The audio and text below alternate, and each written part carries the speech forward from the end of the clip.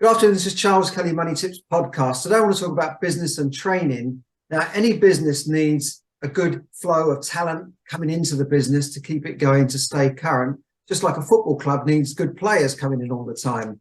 And one of the best ways of bringing in this new talent is to develop talent from within. Just like a football club, good clubs develop their own players through their academies, through what's called apprenticeships. And that's what I'm going to be talking about today. So how do you find out how to get this talent? How do you find out about training? How do you find out if there's government help for this training?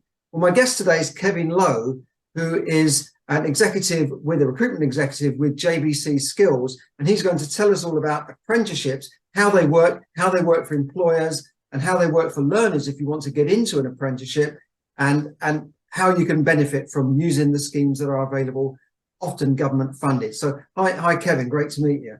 Hi Charles, good to meet you too.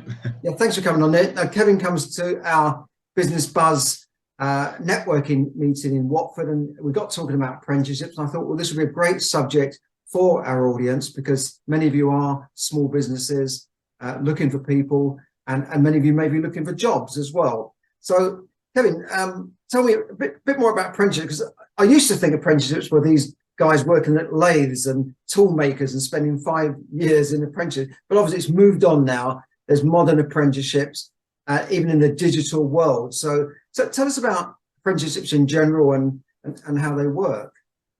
Well, Charles, there's a number of apprenticeships out there. You'd be amazed what kind of apprenticeships are now available. I think, yeah, it's changed a lot. And like you rightly pointed out, I think there's a mindset that, I didn't realise you could do this and you could do that. So part of my role here is informing businesses and business owners and contacting businesses of what you can do, and talking about those advantages of that. So you can do anything from business administration to digital, IT software, managerial, sports. I believe, and I might be wrong, might even be a beekeeping apprenticeship somewhere, or has been in the past. So yeah, and the beauty is with apprenticeships now is they are employer led. So the apprenticeships that are available now have been put together. These standards have been put together by businesses for businesses. So the idea is that what's incorporated in those apprenticeships if you're a business looking for, say, a marketing apprentice, then the apprenticeship's going to cover every base that you're looking for someone from that apprenticeship when you're taking on or upskilling a marketing team member. So an apprenticeship is a qualification, is it? Yes. We know the apprentice learns, like the apprentice learns. The sorcerer's apprentice is a learning process, but it actually is a recognised qualification, isn't it? Yes, that's right. So every apprenticeship and training provider like ourselves will work with an accredited awarding body, City and Guilds, for example. We work because we specialise in IT software and digital. Our recognised awarding body is the British Computer Society, and that carries a lot of weight. So when the learners have got the experience, they've got the qualifications in time, if they decide they want to move on, like we all do, a lot of people do, don't they? All levels of business. If they decide they then want to move on to further their career elsewhere, and then the qualification, experience, and what they would have covered during that time will be well recognised, not just here but abroad as well. That's great, and it is very much hands-on learning, and it's vocational, isn't it? I think it goes back to this NVQ, National Vocational Qualification. And I used to run a college where we did care training in NVQs. But it is learning things that you will need in the job, rather than, say, learning ancient history or some nice subject and you go to an employer and say, well, I know about ancient history. He said, no, I need to know, I need people who can do marketing and digital marketing and IT. So your people are learning things that they can immediately go out and use in the workplace, and it's a needed skill in the workplace, right? Yeah, exactly that. And so the learners are picking up, they're going to be doing some learning about key aspects which are going to be very vital for them in their role and their career progression in their chosen subject field. So they're going to be picking up not only that key experience in working with experienced individuals who are going to help guide them and mentor them to help them understand how things work. But then also from our own, the tutors of an apprenticeship themselves will be experienced or have worked in that field themselves. So they will be not only helping them understand how what they're learning is going to be even more beneficial within their role, but then also showing them new, different techniques and talking about different changes that might be coming up to prepare them for future as well. So part of the learning, obviously most of the learning is actually in the workplace. So they're actually working, learning on the job as they go. They're not sitting in a classroom for 5 days a week in a university. They're learning. And then I believe they do, can you tell us how many days they would do in the workplace, and then how many days would they be at college, say? Every provider is different. So whether you're working with a local college or a training provider like ourselves, every provider is different. So with ourselves, I'll use that as an example. So if you're doing the level 3, if you're doing the level 3 apprenticeships with us, it's a 16-month delivery. So the employer is committed for those 16 months. Throughout those 16 months, the 13 months of those are what we call the practical period. And in between that, we deliver our training virtually. And it's done within 4 block weeks within those 16 months. So the learner would attend a virtual training session with us for a week. We are very flexible. We try to be as incredibly flexible as we can to meet the employer and the learner needs. But ultimately, that is the delivery, and that's how we work, and it's been very successful. Some other providers or colleges may choose to do a day release per week, or I'm not sure, or they might do it a couple of days every couple of weeks. It's all very different. And we all follow the same guidance, which is set out to us, and we create our own programs based on what we can do, and making sure we tick all the syllabus which is required within delivering that training. It's going to help that learner get to where they need to be. Our own training, even though 4 weeks, probably 4 block weeks sounds probably like a lot, it's not really, because some of the other providers might do it not as an intense week course, but then actually overall their training consists of, say, 5 weeks, but it suits them over that period of time. But that suits them better. This delivery suits us best, and so we've had really great results from it. That's great. So the employer then is basically taking that person on as an employee, and they're paying them a salary, right? But they're learning as they go along. So you would take on I don't know about the age groups, but they tend to be younger ones, and they would have been paying them. So is there, what's the cost involved to an employer that they're paying the salary, I guess? Do they get any help from the government, or is it any of it funded? Yes. So in terms of a cost, if an employer comes to us and they say, Charles, let's say you wanted to recruit a marketing apprentice, let's say within your team, and you would come to us, we'd always look at the budget that you're looking to work to, and we'd make sure we fit within that budget. We don't want to go over that, and if any way we want to try and help maximize that as well. So you come to us with a budget, and by that I mean we'd want to know, if we're recruiting for you on your behalf, what's the low salary going to be, and then maybe what the highest is going to be over that period of time.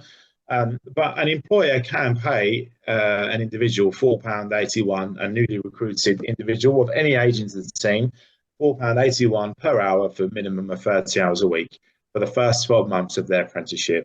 If that's what an employer chooses to do so, and we do, there's many employers out there that choose to do that, that's absolutely fine with us. We will run with the advertisement and recruit someone who's happy with that salary. Now, if someone wants to pay more, you can do. If you want to pay, say, we've got an employer recruiting for at the moment who's paying a basic of 12,000 per annum, and then ultimately, as the individual earns their stripes and gets through the first 3 months of the probation, or brings in some more opportunities to the business, they will get rewarded. And by the end of the apprenticeship, they will be, on a higher, earning more money on a higher salary, and ultimately feel more like part of the team as we go to the hard work. So that's what the employer's budget, that's what they've given us, and that's what we're working to. The only other things really in terms of cost that an employer has to consider for any apprenticeship is and again, if any of your guys out there are interested to learn more, I could send guidance on this. But if you are an employer who has less than 50 employees PAY UK, and you was to recruit someone or enroll someone from that you've recently recruited or within the team who's under the age of 19 years old, then there's no what we call a co-investment, 5% employer co-investment. And how that works is the 5% co-investment, if you take on somebody who's 19 plus, regardless of what size the company is, if you take on someone 19 plus, the 5% co-investment is 5% of the funding that we're drawing down to support the learner on program. So right. every apprenticeship, whether it's beekeeping or digital marketing or IT or whatever it might be, or level 5 or 6 apprenticeships, they've all got a government funding value band, and we draw down that funding to cover the licenses and resources and pay our good trainers, for example, to deliver that program on a monthly basis. If there is a co-investment, it is 5% of what that funding value is. So, that's the only other thing really from a cost perspective, from a business's perspective, from a business's point of view, is, they just need to think about that there's potentially a contribution. Yeah. So for an under 19, there's zero cost. I remember the government bringing this in. I think they call it an apprenticeship levy or employer levy, which did put off a lot of employers, actually. I remember at the time. But typically, how much would that be then for, say, a digital marketing apprentice who's over 19? What would the employer be paying? So the other thing to think about as well is if you are an employee who has over 50 employees PAY UK, then in terms of taking on someone into the business, whether they're 16 years old or 60 years old as a newly recruited apprentice, or you're rolling them onto the apprenticeship, there's still that 5% co-investment. So it's only really if you're less than 50 employees PAY UK that you do take on someone who's under the age of 19, then there is no contribution for the learner required. If, regardless of what size your business is, if you take on someone who's between the age of 16 and 18 years old at enrollment stage, then the business would receive a £1,000 incentive from the government. So how that works is once the learner goes over 3 months of their 3 months on program, that will then trigger the first £500 payment into the business from the Education Skills Funding Agency. And then once the learner goes over 12 months, then that will trigger the further £500. So all in all, the employer is entitled to £1,000 incentive payment. Is that for any age, did you say? Any age? Is that for any age? No. You have to be between the age of 16 and 18. So after that, the employer is contributing after that age. Above that age, they're contributing, right? So the training. That's right. Yeah. So there's the 5% co-investment is anyone 19 plus it enrolls on the apprenticeship, there is that 5% co-investment on the funding that's being drawn down to support the learner on program. And again, that will depend on the funding of the program. So going back to what you mentioned, digital marketing. So the digital marketing level 3 standard, which is the standard all providers would use to support a digital marketing assistant, let's say, that the value of that government funding value of that maximum is £11,000. So the 5% contribution to an employer would be £550 plus VAT. So in terms of cost, that's just something that they have to be mindful of. It's not a huge cost, and after all, they're employing somebody on below minimum wage, so they're allowed to employ somebody on less than the minimum wage on this scheme. Yeah, should you choose to. I mean, the only other thing really that businesses should be aware of is that if you do recruit someone into the business and you do pay them the basic hourly apprenticeship rate for when they start their apprenticeship, if it's below the national living wage for their age, after 12 months, that individual has to receive the national living wage for their age. So for the first 12 months, an employer can pay the individual the very basic £4.81 per hour for 30 hours a week. Once that goes over 12 months, they must pay them the national living wage for their age. So how do people live on that? Do they get any benefits to subsidise their living costs? Because £150 a week doesn't go very far, if they're paying minimum. Yeah. There are, there's different. For example, if there's an apprentice in London, they can get an apprenticeship Oyster card, which I think takes 2/3 off the journey when traveling to work. They can apply if you're 18 years old, you can apply for an NUS card. There's lots of different advantages that a learner can have to be an apprentice. I think, discount the gym memberships, discount going shopping and going to restaurants or bars with their friends, for example. So there are lots of discounts that are available to try and make their life a lot better. A lot more feasible, you could say. And I think from an employer's perspective, I don't believe the employer pays national insurance on the learner's salary for the first 12 months. So that, again, is another benefit to the employer because they save a bit of money on their salary too. I think it becomes below that anyway, because up to about 12,000, you don't pay tax on national insurance. So it probably comes below that. Just before I go on, if you do like what you're hearing, please like and share and get it out there and subscribe and all that sort of thing, and to help it get out to more people. And I'll be putting contact details up for Kevin later on if you're an employer and want to get involved. And so, do employers have to be big companies to do this? I mean, in terms of your customer base, do you deal with large employers? How small an employer would you deal with? A lot of our people might be one-man bands or small businesses. Can they benefit from this?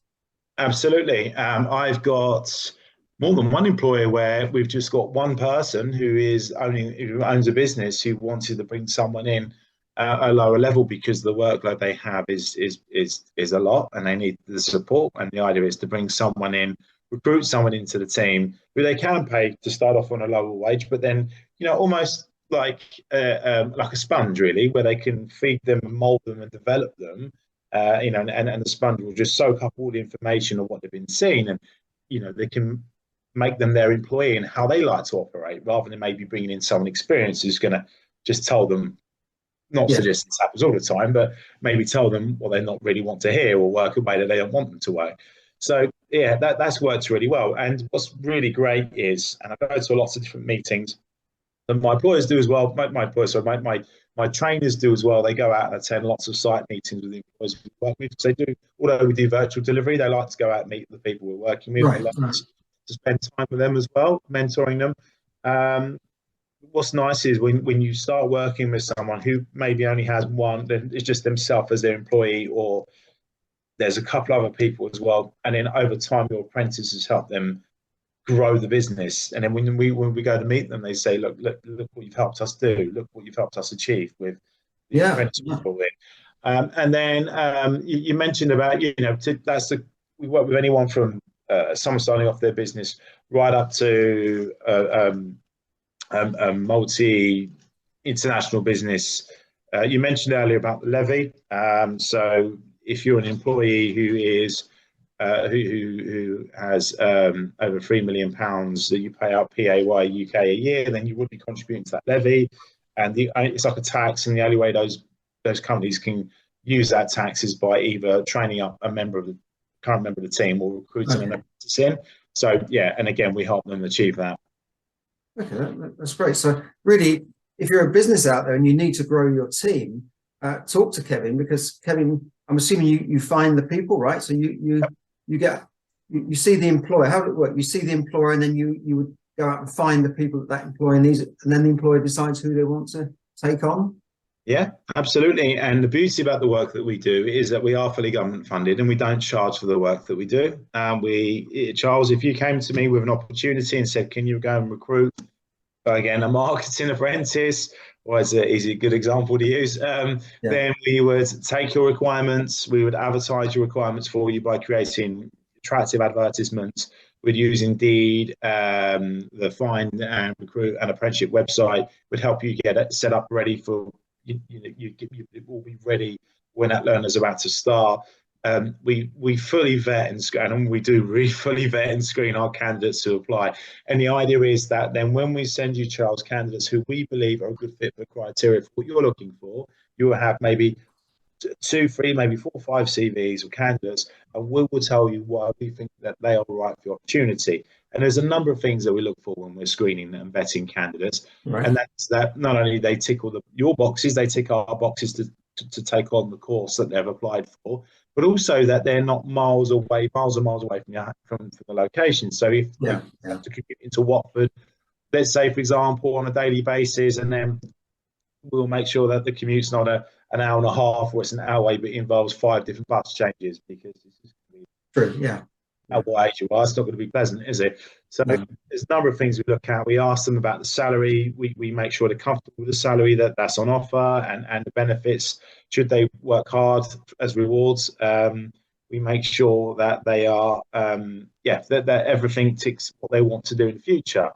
We don't always sort the individual. Whilst it's important to make sure the salary on offer is going to be okay for the learner, for us, what we're looking for the candidate, what we're looking for from the candidates is for them to tell us why they want to work for you, why they want a future in this set industry, what their ambition is, where they want to be, right. And also, why they want to do this, why they want to study this apprenticeship, why. What is their ambitions? So these kind of things that we look for. Ultimately, for us, the money is a bonus, because they could go to college full time, we could go to university full time, maybe work up a bit of debt, and then actually, not really gain the valuable experience that they're going to get whilst learning and earning in an apprenticeship. So for us, it's really important that we find the right people who actually want to come and work for good people like you, let's say, for example, who want to learn about the course, who want to come in and do a good job for you and see their future with you progressing in the company and growing it ultimately. So these are the key things that we look for when we're vetting and screening the candidates. And the idea is that then you would choose those people you want to interview. They then come into your process. We set that all up. We organise it. We arrange it. We help them along the way. We spoon feed them to a degree, but then it's down to them to turn up and to interview well. And if they get offered the position, they become your employee, and we look after them. And from our perspective, as an apprentice, and we train them. That's great. And what age group? You guys?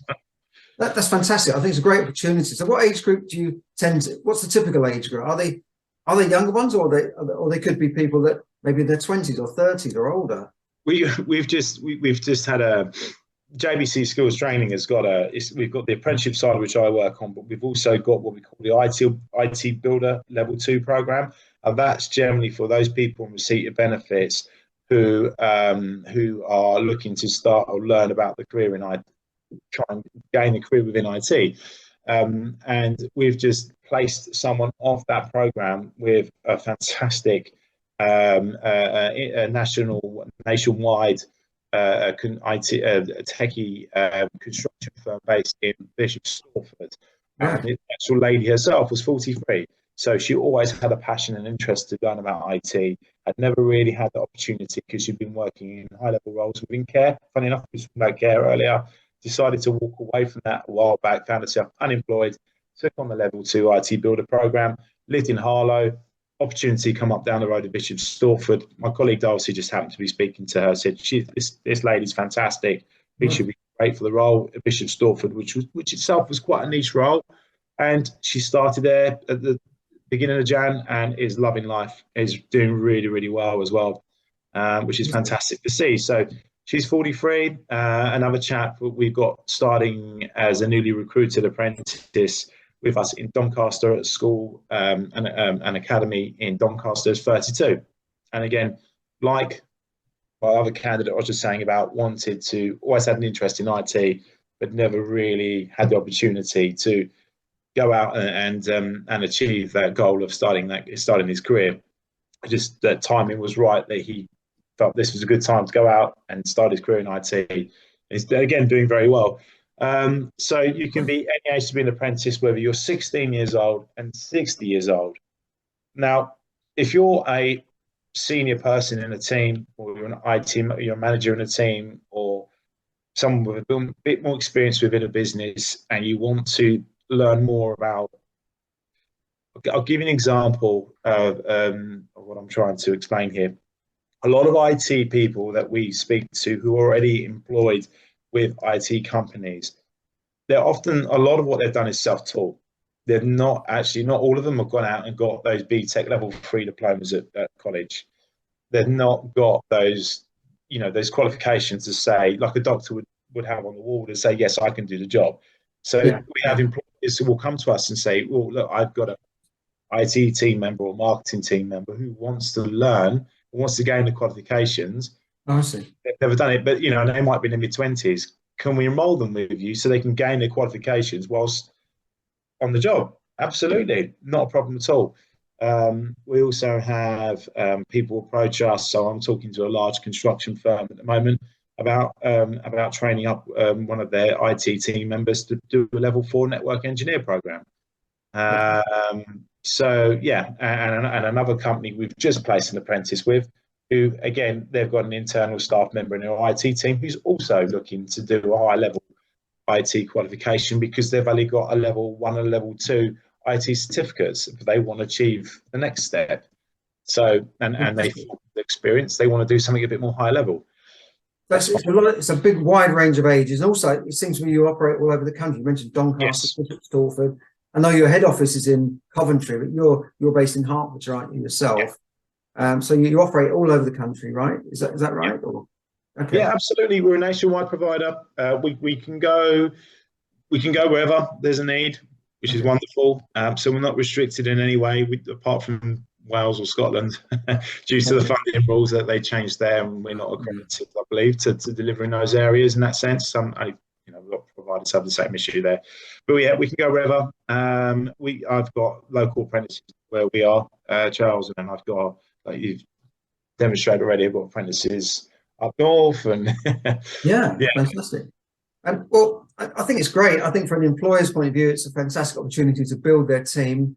For people that may be going through a change in life, I mean, you hear about a lot of industries having to change now, people having to change their careers several times during their lifetime, whereas, your dad or your granddad used to stay in one job all his life and with one company. It doesn't happen so much now. So there's a big need for people to be retrained. Even the government talked about retraining people and leveling up and all that sort of stuff. So I guess this all comes into it, learning new skills so you can have a new career.